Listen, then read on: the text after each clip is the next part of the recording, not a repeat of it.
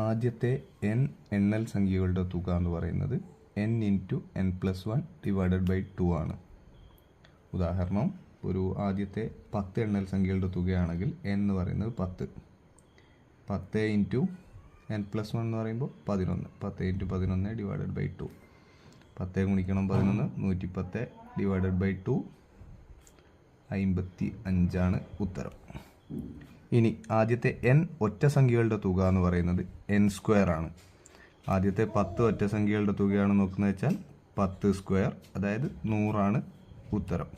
5 ആണെങ്കിൽ 5 സ്ക്വയർ, 10 ആണ് 10 സ്ക്വയർ, 8 ആണ് 8 സ്ക്വയർ, അതാണ് ഉത്തരം. ഇനി ആദ്യത്തെ n ഇരട്ട സംഖ്യകളുടെ തുക n ഇൻറ്റു n പ്ലസ് 1 എന്നുള്ളതാണ് ഉത്തരം. ആദ്യത്തെ 10 ഇരട്ട സംഖ്യകളുടെ തുകയാണ് ചോദിക്കുന്നതെന്ന് വെച്ചാൽ n എന്ന് പറയുമ്പോൾ 10, n പ്ലസ് 1 എന്ന് പറയുമ്പോൾ 11. 10 ഇൻറ്റു 11 110 ഉത്തരം. ആദ്യത്തെ 10 ഇരട്ട സംഖ്യകളുടെ തുക എന്ന് പറയുന്നത് 110 ഉത്തരം.